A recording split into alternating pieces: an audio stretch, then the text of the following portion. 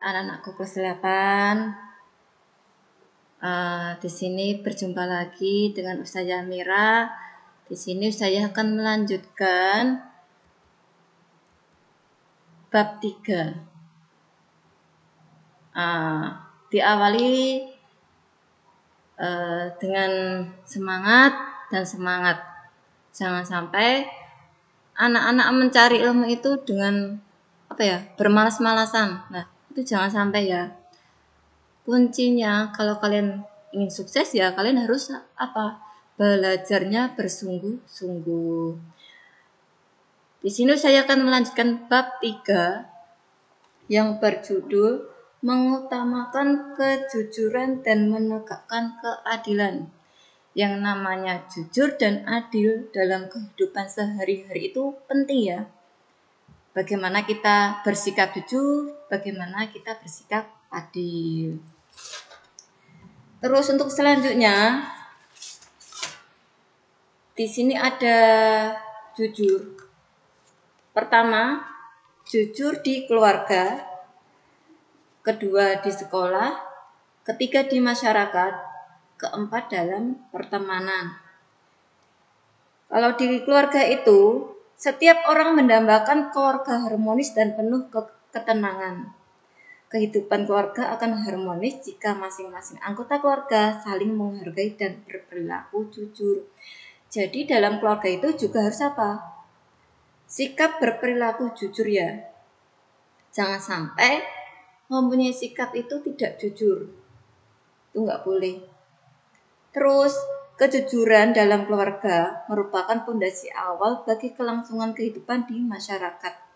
Masing-masing anggota keluarga berperilaku jujur satu sama lain. Dalam arti berkata apa adanya dan sesuai kenyataan. Orang tua berkata jujur kepada anak-anaknya, demikian pula anak berkata jujur kepada orang tua. Jadi kita sebagai anak, kalian sebagai anak itu ya harus bersikap jujur kepada orang tua. Jangan sampai kalian itu membuat kecewa sama orang tua, tidak jujur. Terus demikian pula anak berkata jujur kepada orang tua. Bisa dibayangkan apa yang terjadi jika masing-masing anggota keluarga tidak jujur. Nah, bagaimana kalau keluarga itu tidak jujur? Di dalam satu anggota keluarga itu adanya suatu kebohongan. Bagaimana? Nah, tentu akan terjadi pertengkaran dan perselisihan. Benih permusuhan akan muncul dari perilaku tidak jujur. Maka dari itu, jujur itu sangat penting. Oke? Selalu bersikap jujur, dan jujur. Terus untuk selanjutnya, jujur di sekolah. Berperilaku jujur di sekolah sama pentingnya dengan berperilaku jujur di rumah.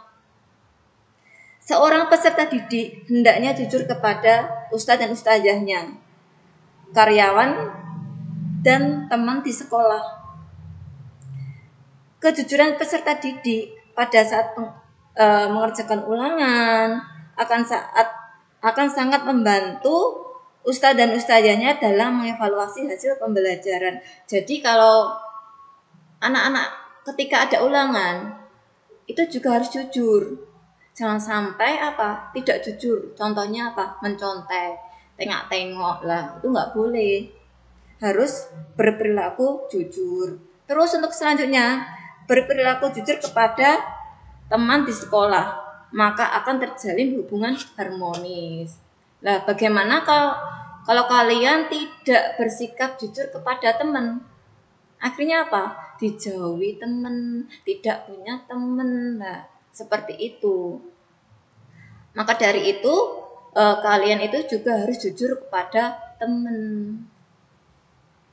Terus untuk selanjutnya di masyarakat, semua anggota masyarakat akan hidup rukun dan damai jika masing-masing menjunjung tinggi kejujuran. Sebaliknya, ketidakjujuran akan berakibat konflik antar anggota masyarakat. Konflik yang terjadi di tengah-tengah masyarakat merupakan bencana sosial yang menakutkan. Karena hal ini bisa meluas menjadi tawuran antar warga. Sungguh semua ini tidak dikehendaki bersama. Maka dari itu ya jujur di masyarakat itu juga harus apa? Diterapkan. Jangan sampai dalam kehidupan bermasyarakat itu menunjukkan sikap yang tidak jujur. Akhirnya menjadi apa? Konflik. Menjadi apa? Pertengkaran, menjadi tawuran antar warga. Terus nomor 4, dalam pertemanan kejujuran harus diutamakan dalam setiap pergaulan, baik di rumah, sekolah maupun masyarakat. Kerugian akibat ketidakjujuran akan dirasakan oleh diri sendiri dan orang lain. Seseorang yang tidak jujur akan sulit mendapatkan kepercayaan dari orang lain. Jadi kalau kalian tidak jujur, itu sulit ya mendapatkan suatu kepercayaan dari orang lain. Seseorang yang tidak jujur akan sulit mendapat kepercayaan dari orang lain. Sementara orang lain yang pernah dibohongi akan merasa kecewa dan sakit hati. Pernah nggak kalian dibohongi sesama teman? Kalau pernah, pasti kecewa kan? Kecewa dan kecewa akhirnya apa? Marah. Nah itu, maka dari itu kalian apa? Harus jujur ya kepada teman. Terus kepercayaan tidak bisa dibeli dengan uang. Nah, suatu kepercayaan itu tidak bisa dibeli dengan uang. Kepercayaan akan muncul jika seorang jujur. Sebagai contoh, seorang yang jujur biasanya akan dipilih menjadi bendahara. Lah, kalau kalian dipilih menjadi bendahara, itu berarti apa? Seorang yang dipilih benar-benar memiliki sifat yang jujur. Karena bendahara ini tugasnya sangat berat ya. Harus mencatat pembukuan keuangan dengan benar dan jujur. Tidak boleh berbohong. Setiap tugas dan kewajiban yang dilaksanakan dengan sebaik-baiknya pasti akan mendapat balasan dari Allah Subhanahu wa taala berupa apa? Pahala. Yaitu yang namanya jujur itu sangat penting ya. Entah di keluarga, di sekolah, masyarakat, dalam pertemanan. Itu sangat penting. Maka dari itu jangan pernah berkata tidak jujur, harus jujur. Tuh. Terus untuk selanjutnya adil. Adil berarti memberikan hak kepada orang yang berhak menerimanya, meletakkan segala urusan pada tempatnya. Orang yang adil adalah orang yang memiliki hak kepada kebenaran, bukan berpihak karena pertemanan, persamaan suku maupun bangsa. Nah, jadi yang namanya adil itu ya harus ditegakkan. Jangan sampai tidak bisa bersikap adil. Contohnya seorang polisi, ada seorang polisi. Ya di situ harus bersikap adil kepada warga. Misalkan ada warga yang berbuat suatu kesalahan, ya di situ harus dihukumi dengan seadil-adilnya. Terus untuk selanjutnya, memahami perilaku jujur. Wahai anak soleh maupun solehah, tahukah kalian bagaimana cara menerapkan perilaku jujur dan adil dalam kehidupan sehari-hari? Caranya adalah dengan melatih diri secara terus-menerus. Kedua perilaku terpuji tersebut perlu dilatih dan dibiasakan setiap saat dimanapun kalian berada. Jadi dimanapun berada itu juga harus apa? Bersikap jujur dan adil, entah di mana saja. Terus, jika seseorang sudah terbiasa jujur dan adil, maka kedua perilaku mulia ini akan melekat dalam dirinya. Lalu, kapan seorang bisa mulai berlatih jujur dan adil? Nah, kapan? Jawabannya adalah mulai dari sekarang. Jadi mulai dari sekarang harus bisa apa? Berperilaku jujur dan adil. Nggak usah besok aja lah. Itu nggak boleh. Harus mulai dari sekarang. Jangan menunda-nunda. Mulai dari diri sendiri dan mulai dari sekarang untuk berperilaku jujur dan adil. Jadi jangan sampai menunda-nunda ya, nggak usah menunggu hari Minggu, nggak usah menunggu sampai hari Lebaran. Nah, itu ya. Mulai dari sekarang, oke? Nah, silakan anak-anak berlomba-lomba mencari pahalanya Allah. Dengan apa? Berperilaku jujur dan adil. Terus untuk selanjutnya, menerapkan perilaku jujur. Nah, perilaku jujur dapat kita terapkan di rumah, di sekolah, maupun di masyarakat. Nah, kalau di rumah, kita melaksanakan tugas yang diberikan orang tua dengan sebaik-baiknya. Misalnya, kalian disuruh ibu membeli minyak goreng. Nah, minyak goreng, kalian dikasih uang, ibu itu dikasih uang sama ibu sebanyak 15.000.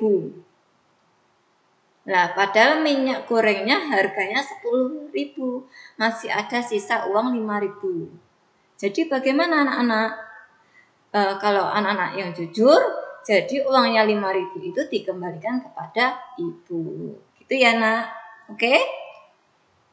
Jangan sampai uang 5.000 itu tidak dikembalikan terus buat jajan. Nah, misalkan kalau buat jajan ya harus bilang sama ibu, gitu ya.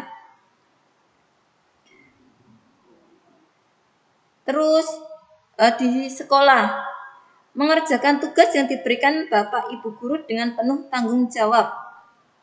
Tidak menyontek saat ulangan, melaksanakan piket sesuai jadwal, mentaati tata tertib sekolah, bertutur kata yang benar kepada ustadz dan ustazahnya, karyawan dan teman.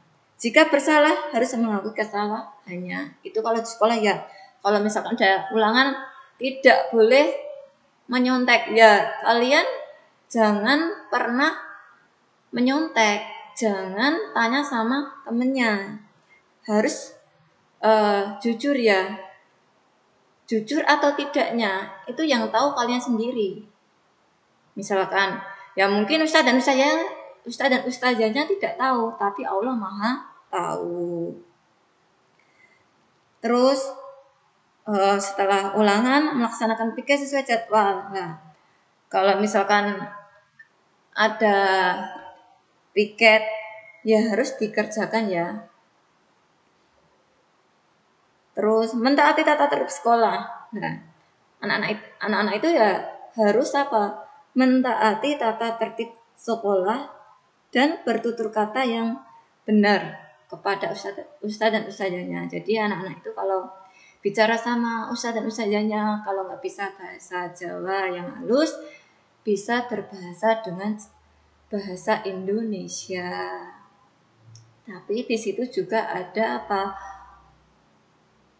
Volumenya yang rendah. Jangan sampai bicara sama ustadz dan ustazahnya itu bicaranya kasar, volumenya keras. Itu ya. Nggak boleh membentak-bentak kepada ustadz dan ustazahnya. Terus di masyarakat, kita dapat berperilaku jujur dalam rangka membangun masyarakat yang tenang, harmonis, dan saling menghormati. Seseorang yang jujur tidak akan mengarang cerita atau gosip sehingga akan menimbulkan gaduh dan suasana lingkungan menjadi tidak kondusif antara ucapan dan perbuatan. Seseorang yang jujur harus sama dengan berperilaku jujur. maka orang lain akan merasa aman dan tentram. Itu kalau di masyarakat. Jadi kalau di masyarakat itu ya harus jujur ya. Tidak boleh mengarang-arang cerita, tidak boleh bergosip-gosipan sehingga menimbulkan gaduh dan suasana lingkungan menjadi tidak kondusif. Ya karena ya?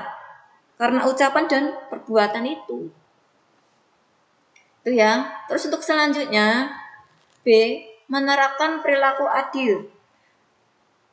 Perilaku adil juga dapat kita terapkan di rumah, di sekolah, maupun di masyarakat. Nah, kalau di rumah bagaimana? Kalau di rumah, misalnya setiap awal bulan, ayah memberikan uang saku kepada kalian. Nah, misalkan kalian itu punya 3 saudara, si A, si B, si C. Nah, orang tua di situ pasti akan adil dalam memberikan uang saku sesuai dengan tingkat kebutuhannya. Itu ya. Misalkan SMA dikasih uang saku 1 hari 10.000. SMP dikasih uang saku 5.000. Terus SD dikasih uang saku 3.000. Itu sudah adil ya, insya Allah ya, sesuai dengan kebutuhannya masing-masing. Kalau uang saku itu tinggal kalian ya bisa mengontrol jajannya sedikit atau banyak, itu yang bisa mengontrol uang ya kalian. Jangan sampai kalian itu menghambur-hamburkan uang yang diberikan kepada orang tua kalian.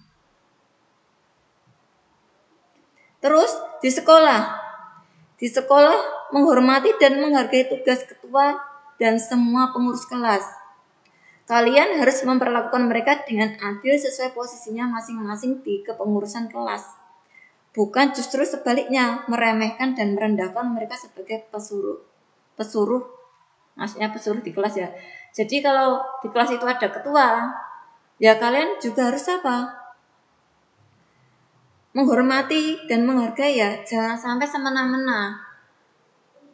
Terus menyuruh seenaknya sendiri, lah itu nggak boleh.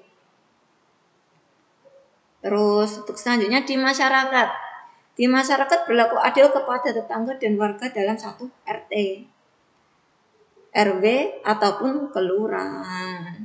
Memperlakukan tetangga dengan baik, tidak merusak nama baiknya dengan menyebarkan cerita-cerita negatif. Jadi kalau di masyarakat itu tidak boleh menyebarkan cerita-cerita yang negatif ya.